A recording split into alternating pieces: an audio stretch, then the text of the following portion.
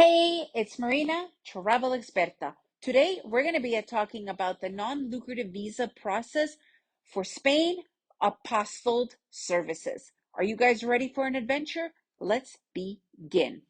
Apostille literally means when you are taking a third party document, for instance, your criminal records, or maybe getting your birth certificate, whatever, and you need to get it government notarized.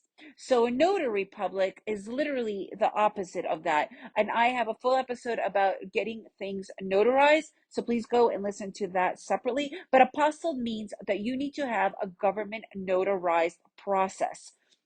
So, for instance, you definitely will need to have your criminal records apostilled, right? So, once you get the criminal records, and today it's done pretty quickly, a lot of it's done online. In the US, you need to go and give your fingerprint for you to be able to get them sent to you. You get it sent to your email.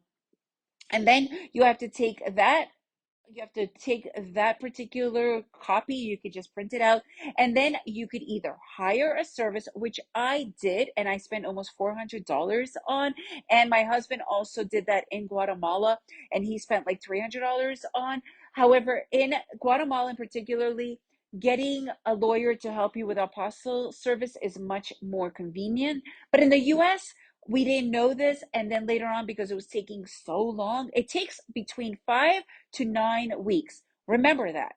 It takes 5 to 9 weeks, regardless of which country you live in.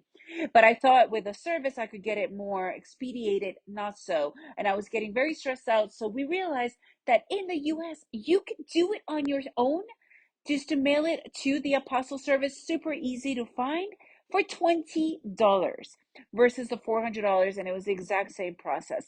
So guys, just look into it. It's really, really simple to do. I would not hire a service now that in 2020 hindsight, I did it because I didn't know anything at all.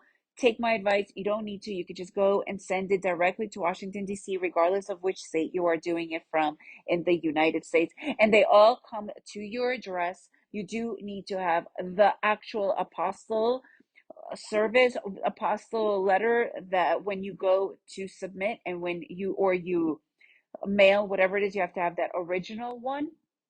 And then with that, if you have to get it translated, for instance, in Guatemala, obviously you don't need to translate it because it's Spanish, but in the US, you do need to go and get it translated.